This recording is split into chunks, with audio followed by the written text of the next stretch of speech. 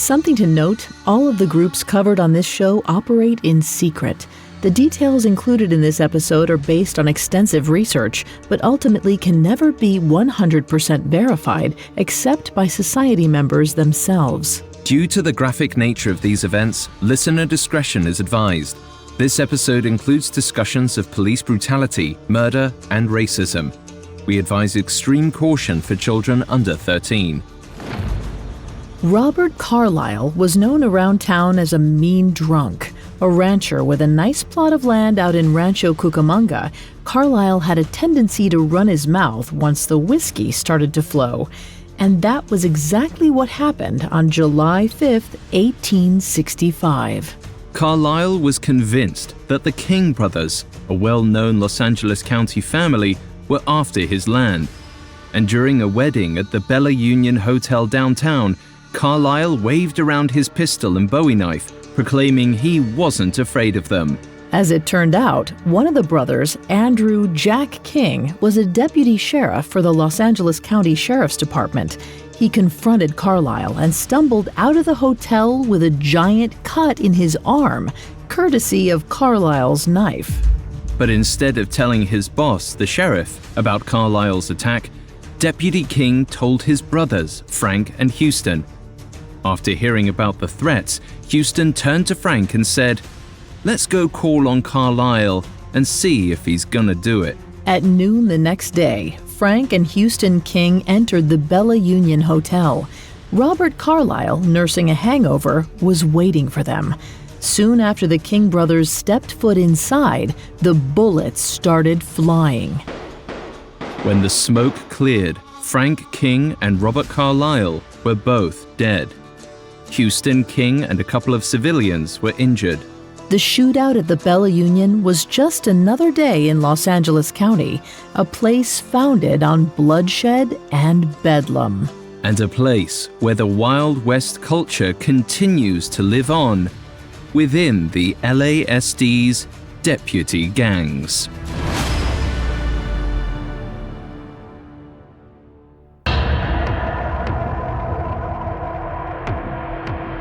Hi, I'm Vanessa Richardson. And I'm Alistair Murden. This is a special crossover episode of Secret Societies and Kingpins, both Spotify originals from Parcast. On this special, we're taking you on a deep dive into the deputy gangs hidden within the Los Angeles County Sheriff's Department. This week, we're going to take a step back to chronicle the LASD's early history, tracing their Wild West roots. We'll dive into the dark beginnings of a county that required ruthless force to ensure law and order, and we'll explore how the Sheriff's Department's Wild West culture has survived for 150 years, thanks to deputy gangs like the Jump Out Boys. We have all that and more coming up. Stay with us. If you're obsessed with true crime, cults, or conspiracy theories, I've got the perfect show for you. Conspiracy Theories, Cults, and Crimes is a new weekly podcast from Crime House and Pave Studios that dives into the darkest corners of human behavior. Every Wednesday, we uncover the true stories behind the world's most shocking crimes, deadly ideologies, and secret plots. Follow Conspiracy Theories, Cults, and Crimes on Spotify. In episode 1, we discussed how the 1970s was considered the last decade in which Los Angeles bore some resemblance to the frontier town it had once been. But is that entirely true? For all of California's liberal and progressive history, there's one organization still stuck in the past, the Los Angeles County Sheriff's Department.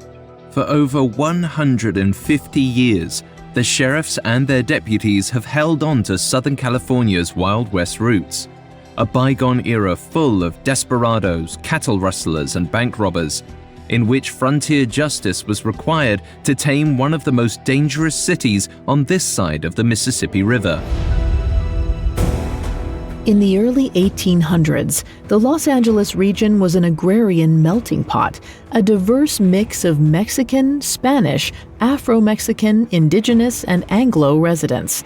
But even though they all lived and worked in the same vicinity, racial tensions quickly formed. Over the next decades, two events dramatically changed the cultural dynamic, and not necessarily for the best: the Mexican-American War and the Gold Rush. In 1846, war broke out between the United States and Mexico following the U.S. annexation of Texas. The fighting in California only lasted a year. As a result, many veterans, Mexican and American alike, were left with nothing to do. Those bored veterans found their way into the growing Los Angeles saloons, gambling halls, and bordellos. Naturally, lingering tensions among these men often resulted in whiskey-fueled violence. But the very next year, in 1848, something briefly distracted them. Gold was discovered in Northern California. Gold fever swept through the continent. Men and women from all walks of life flocked to the Sierra Nevadas to get rich quick, and the first people to make their way north were Southern Californians. And while some did get rich digging precious metal out of the earth, the vast majority failed. Often, these desperate men fell into poverty, sinking their life savings into a dream that never materialized. About a year into the gold rush, many returned to Los Angeles with nothing to show for it. Desperation and destitution was a bad mix. Compounding that was an influx of so-called Mexican bandits into LA, supposedly looking to capitalize on the growing fortunes of the few. By the start of the 1850s, Los Angeles became one of the most dangerous places to live in the West. No one describes it better than Horace Bell, a man who made LA his home during this period. Bell wrote, "It was a fact that all of the bad characters who had been driven from the mines had taken refuge in Los Angeles, while on the other hand, all of the outlaws of the Mexican frontier made for the California gold mines. The cutthroats naturally met at Los Angeles." It was during this bloody and lawless period when Los Angeles County formed, and with it, the Sheriff's Department. In preparation for statehood, the territory of California was broken up into 27 counties. When Los Angeles County was declared in 1850, it was by far the largest in California. Initially, LA County covered over 4,300 square miles, but it eventually grew to 34,000 square miles. At one point, it stretched from San Diego to Santa Barbara and from the Pacific Ocean to the border of what would soon become Nevada. George Thompson Burrill became Los Angeles County's first elected sheriff in April 1850. Burrill's main responsibilities were to carry out the orders of the county government and courts, maintain the county jail, and have the distinct pleasure of collecting taxes. But just because there was a sheriff didn't mean law and order came to Los Angeles. In fact, during Burrill's tenure, 31 murders were reported in a population of around 2,500. According to historian John Bosnecker, this was the highest known homicide rate ever reported in the United States. Many of the underlying issues, outside of just a general sense of lawlessness and danger, stemmed from the lack of policing. The Sheriff's Department only had 3 people on the payroll, the sheriff and 2 deputies, and one of those deputies was often the jailer. Making matters worse was the fact that throughout the 1850s, there was an upswing in gang activity, especially by gangs of cattle rustlers and highwaymen. In order to stop the violence, the community decided to band together and form a vigilante group known as the Los Angeles Rangers. Although the Rangers were approved by the mayor, they were nothing more than an organized posse of volunteers. Their sole purpose was to patrol the countryside searching for outlaws.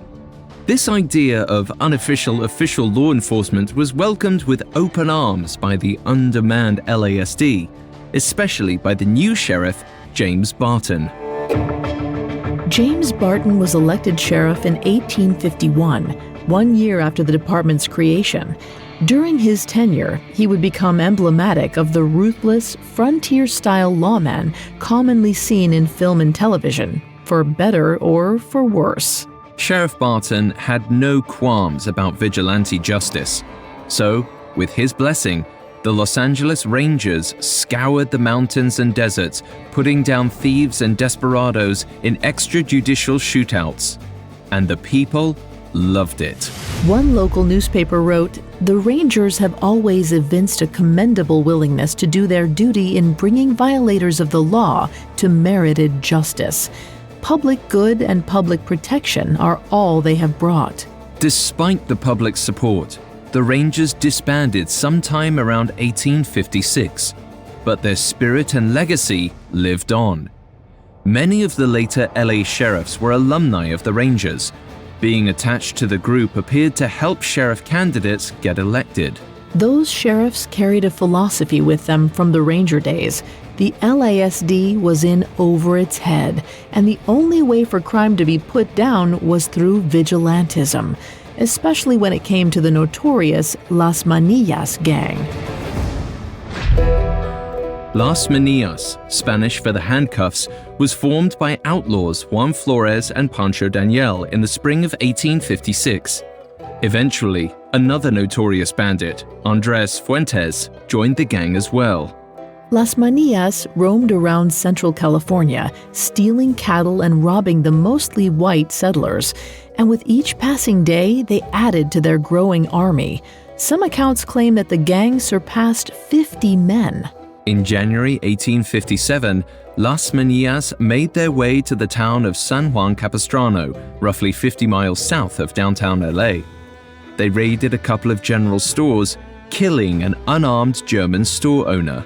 To put an end to the terror, Sheriff James Barton organized a 6-man posse and set out to search for the gang. Though Barton was told that Las Manillas heavily outnumbered them, he ignored the warning and rode south anyway. On January 23rd, Barton and his posse came upon a lone rider about 15 miles from San Juan Capistrano. During the pursuit, the posse was suddenly surrounded by roughly 50 men. It was an ambush. For several minutes, all anyone could hear was the crackling sound of gunpowder. And when the smoke cleared, Barton had been struck by 3 bullets in his heart and 1 in his right eye. 3 members of his posse also died in the gunfight. The death of the sheriff in the deadliest town in the West intensified the thirst for vigilante justice. And by the time Barton's body was in the ground, the largest manhunt in California history was on. Coming up, the manhunt to bring down Barton's killers solidifies the lore of extrajudicial killings in Los Angeles County. Hi listeners, if you love all things true crime, do I have a show for you. It's the Spotify original from Parcast, Unsolved Murders. Every Tuesday, join hosts Carter and Wendy as they examine a real murder that, to this day, remains a mystery. Part dramatic podcast, part old-time radio show, Unsolved Murders uses an ensemble cast of actors to take you on a journey through the crime scene and its ensuing investigation. And while each murder technically remains unsolved, at the end of each case, you'll get a thorough explanation of who the most likely culprit is and their motivation. From LA's Black Dahlia to Egypt's Cleopatra, Unsolved Murders brings you closer than ever to crimes that have no tidy resolutions. It's always been a favorite of mine, and I have no doubt you'll love it too. Follow Unsolved Murders free on Spotify or wherever you get your podcasts. Now, back to the story. On January 23, 1857, LA Sheriff James Barton was ambushed by the notorious Las Manillas gang. When the smoke cleared, Barton and 3 of his men were dead. Now, the hunt was on to bring down their killers. The search for Las Manillas was everything one would expect to see in a John Wayne film. Soldiers from nearby forts, civilian militias, and vigilante posses formed to search high and low for the gang of desperados. In particular, they had their eyes on 3 main leaders: Juan Flores, Andres Fuentes, and Pancho Daniel. Hoping to evade capture, the gang scattered, taking advantage of the rocky terrain. But within a week, Flores's trail was picked up by the El Monte posse, a group made up of 26 white men from the small town of El Monte. They chased Flores and 2 other outlaws into a nearby cave, and a gunfight broke out. By the end of the fight, Flores and the other bandits surrendered. They were imprisoned in a nearby adobe house before being escorted back to Los Angeles. That evening, however, the guard watching the outlaws fell asleep. Seizing the moment, Flores and 2 others escaped. Flores bypassed Los Angeles undetected and headed north toward Ventura. While riding through a mountain pass in present-day Simi Valley, he happened upon 2 soldiers on patrol. He tried to lie to the soldiers, claiming that he was just a poor rancher. But the weary soldiers took Flores into custody, where he was immediately recognized. Later that day, Flores was escorted back to Los Angeles. The gang's 2 other leaders were still on the run, but for a brief moment, the people of Los Angeles had cause to celebrate. And then that celebration turned to riotous anger. On February 14th, a vigilante mob decided they didn't want to give Flores a trial. Instead, roughly 3,000 people marched to the county jail, demanding the interim sheriff and his deputies hand over Flores. They did. The mob took Flores to a nearby hill historically used for lynchings. According to a local newspaper, Flores's last words were that he was ready to die, that he had committed many crimes, and that he didn't bear any man ill will. A hastily made noose was placed around his neck, but the short drop didn't snap Flores's neck as it should have. The rope was too small, causing the bandit to slowly suffocate to death. Former Los Angeles County Sheriff's Department official Sven Krongeier doesn't rule out the possibility that the botched hanging was done on purpose, as payback for the death of Sheriff James Barton. A year and a half later, Pancho Daniel met the same fate as his fellow gang leader. Daniel was captured in 1858. While in custody awaiting trial, a 200-person mob stormed the county jail and demanded Daniel's release. Instead of taking him to a gallows scaffold, they simply threw a rope around a nearby crossbeam and hanged him. According to a Los Angeles Times article, 9 more gang members eventually found their ends hanging from a crossbeam without receiving a trial. Worse yet, the extrajudicial killings weren't only used against known gang members. Innocent people became victims too. Sheriff Barton's death stoked the flames of racial tensions in the area.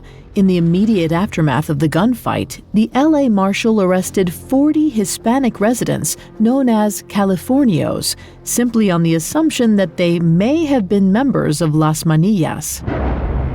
Even after all the gang's leaders were apprehended, lynch mobs targeted any Californios who may or may not have had a passing association with Las Manillas.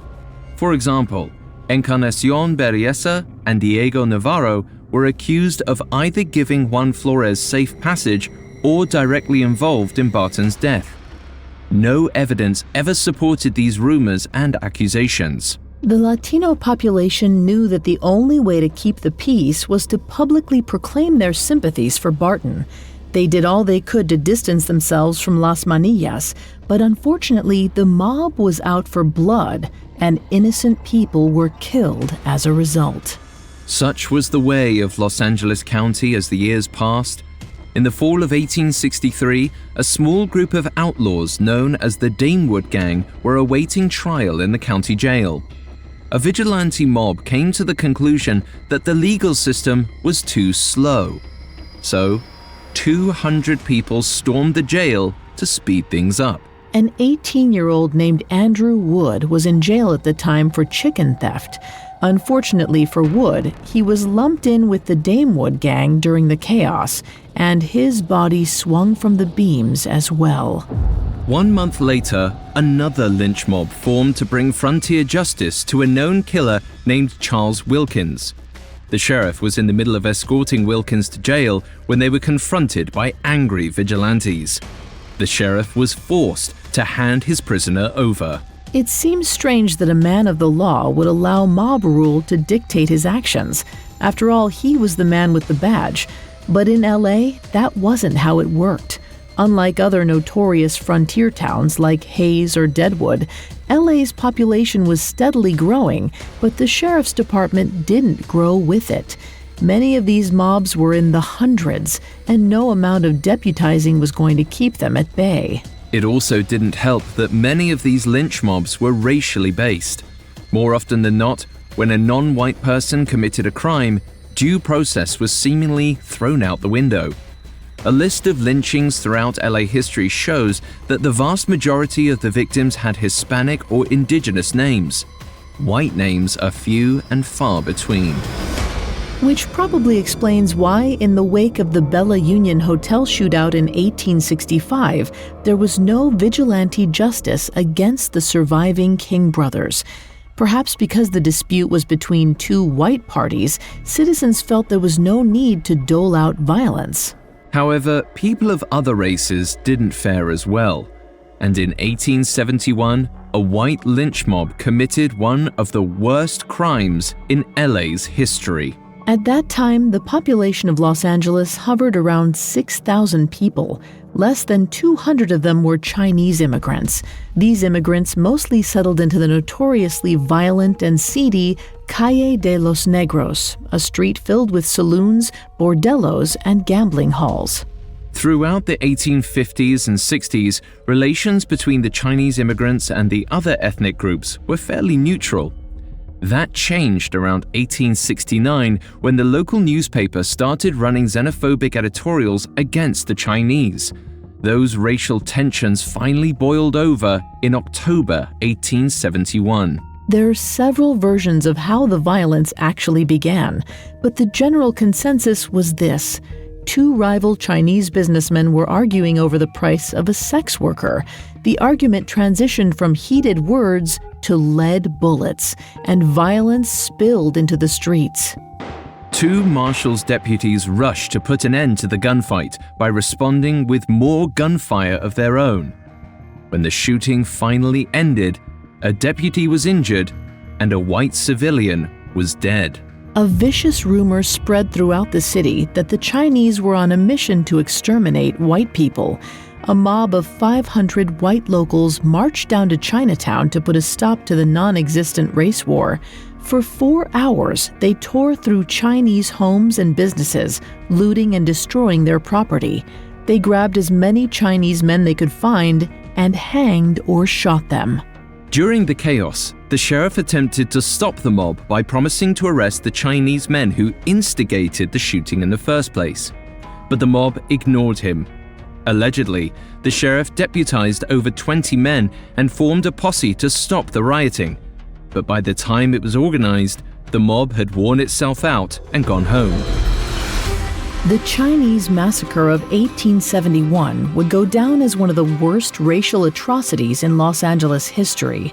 Around 19 Chinese men were murdered, and many more homes and businesses were robbed. To make the violent episode even worse, no one was severely punished for it. Of the 25 men indicted, only 10 stood trial. Of those 10, 8 were found guilty of manslaughter, but less than a year later, all 8 men had their sentences overturned. They returned home from prison free men. After the Chinese massacre, vigilantism sharply dropped off in Los Angeles County. Everything was calm until June 1874, when a Californio, simply known as Romo, became one of the county's final extrajudicial lynchings of the Old West era. The story goes that Romo attempted to rob a general store in El Monte, injuring the store owner's wife in the process. Romo was caught and lynched by an angry mob.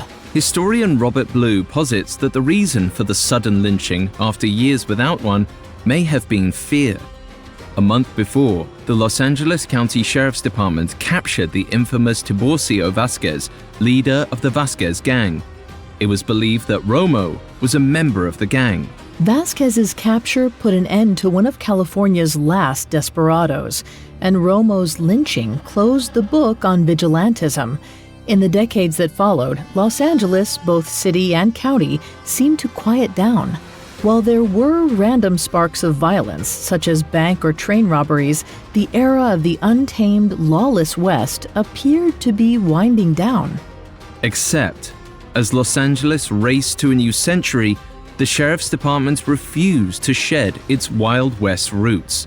That rogue vigilante spirit lived on in the form of deputy gangs like the Linwood Vikings, the Grim Reapers, and the Jump Out Boys.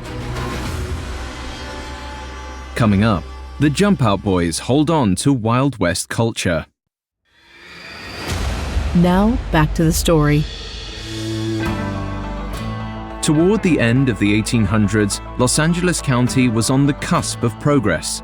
After the Chinese massacre of 1871, extrajudicial violence had declined. Perhaps Los Angeles, slowly but surely, was becoming more civilized. The Board of Supervisors, the governing body of Los Angeles County, seemed to make that its mission heading into the 20th century. Unlike the police commissioners in the city of Los Angeles, which are appointed by the mayor, the sheriff is an elected official. However, it does, in some ways, have to answer to the Board of Supervisors. The board doesn't have the authority to hire or fire a sheriff, but it can exert oversight via the department's budget. The board also has the authority to appoint interim sheriffs until a new one is elected if there's a vacancy. And in the early 1920s, the board realized this was their tool to decide who they wanted as sheriff. And their first victim was Sheriff John C. Klein. Sheriff Klein was first elected in 1892. In his first two-year term, Klein dealt with a final remnant of the past, the capture of a couple of train robbers. The takedown, which spanned multiple counties, was everything one would expect from a dime store novel, and it helped earn Klein a respectable reputation. But after his first term, Klein moved on to other ventures, namely politics. 20 years later, in 1914, Klein ran for a second term and won. During that long hiatus, though, Los Angeles County had changed. Stuck in the past, Klein believed that he could still do as he pleased.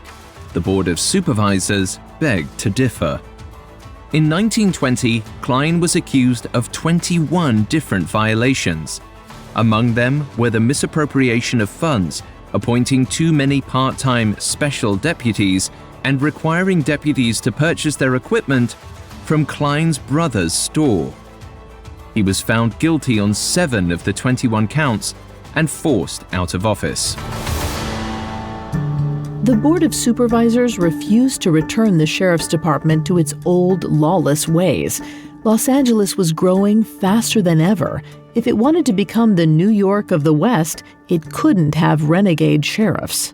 To that end, the board began to meddle in the sheriff elections. Klein's replacement, William Traeger, served for 11 years before retiring in the middle of his term to run for Congress. This gave the board the authority to choose his replacement. They chose Eugene Biscalou. The board realized that if the incumbent sheriff was running for re-election, LA voters always voted for them. So a tradition formed. A sheriff would serve for as long as they wanted, then retire in the middle of a term. The board picked the replacement, and when the next election came around, the people kept them in office. This was how the machine operated for roughly 77 years. Under these board-approved sheriffs, the department modernized, incorporating new technology like radios, airplanes, and squad cars. The sheriffs themselves also became less and less gregarious. While Eugene Biscalou, the sheriff in the 40s and 50s, was known to have a big, old-timey Western personality, much of that was for show. He took on the persona of the cowboy without actually being the cowboy when it came to policing the county. Once he retired, Biscalou's successors, Peter Pitches and Sherman Block, were considered dull, low-key, and non-confrontational. They may not have been above making evocative comments, but compared to the past, the department was now all business. But, try as they might, the Wild West was unable to fully leave the sheriff's department. On the surface, they acted like any other modern department, but the prominence of hidden deputy gangs tells a different story. Though it had been over a century since the reign of the Los Angeles Rangers, their sense of vigilantism inspired these cliques, including the gang within the department's gang enforcement team, known as the Jump Out Boys. The Gang Enforcement Team, or GET, was added to the Operation Safe Streets Bureau in 1988 in an attempt to target LA's most violent street gangs, the Bloods, Crips, and Mexican Mafia. GET's mission was to investigate any gang activity within the Sheriff Department's jurisdiction and help on gang-related joint task forces with the police. But by 2005, the Anti-Gang Task Force had formed their own gang. Like many of the deputies' gangs we've covered, little is known about how or why the Jump Out Boys formed. For roughly 7 years, they remained in the shadows. But in the spring of 2012, officials within the department discovered a pamphlet that described the gang's creed, initiation rites, mission, and signature tattoo. The pamphlet was said to advocate aggressive policing. One line said, "We are not afraid to get our hands dirty without any disgrace, dishonor, or hesitation." It also said, "Sometimes members need to do things they don't want to in order to get where they want to be." But the most obvious example of the gang's Wild West legacy was their tattoo. A red-eyed skull wearing a bandana around its head and holding a six-shooter, the classic weapon used by law enforcement during the 1800s. And behind the skull was a symbol from Wild West mythology, the dead man's hand. In 1876, infamous gunslinger and former sheriff Wild Bill Hickok was shot in the back of the head while playing poker. According to legend, in his hand were a pair of aces and a pair of eights. Since then, aces and eights has been known as the dead man's hand. The ace of spades and the eight of spades on the Jump Out Boys tattoo was thought to be a clear nod to the assassination of Wild Bill, and by association, to the brand of frontier justice he was known for. There was another nefarious aspect to the Jump Out Boys tattoo. Some members had smoke billowing from the revolver. This indicated that the deputy had been involved in a shooting. After an investigation by the Sheriff's Department, no criminal activity was discovered involving the Jump Out Boys. However, the tattoos troubled department officials. The members of the gang seemed to be glorifying police violence. In 2013, an anonymous member of the Jump Out Boys spoke to the LA Times defending his tattoo. According to him, the added smoke was to commend and honor the shootings they were involved in. He explained, "I have to remember them because it can happen any time, any day. I don't want to forget them because I'm glad I'm alive." It's possible this was a reason behind the alteration to the tattoos. It's also possible that the billowing smoke gave members a sense of street cred. At the end of the investigation, in February 2013, the Sheriff's Department announced that 7 deputies had been identified as members of the Jump Out Boys and subsequently fired. However, according to a September 2020 report by the Center for Juvenile Law and Policy, 4 of those deputies have been reinstated. Under Sheriff Villanueva's tenure, disgraced or fired deputies continuously returned to the force, despite his pledge to root them out of the department. As we've seen thus far, when one deputy gang falls, another rises. In 2018, the Los Angeles Times reported that a small deputy clique with the on-the-nose name The Cowboys tattooed themselves with a skull wearing a cowboy hat. Clearly, the Los Angeles Sheriff's Department has not escaped its Wild West past. Much of this has to do with the fact that Los Angeles has been, and may always be, a violent place. It can bring out the worst in people, even in law enforcement. One could argue that the sheriffs of the 1800s were products of their time. In such a brutal and ruthless period, they felt that the only way to put down violent gangs, like Las Manias, was to fight fire with fire. But it appears as though that aggressive mentality has never left, and neither have the racial tensions that resulted. Almost 2 centuries after innocent Californios were targeted by lynch mobs, LA County's black communities are being disproportionately targeted by deputy gangs like the Compton Executioners.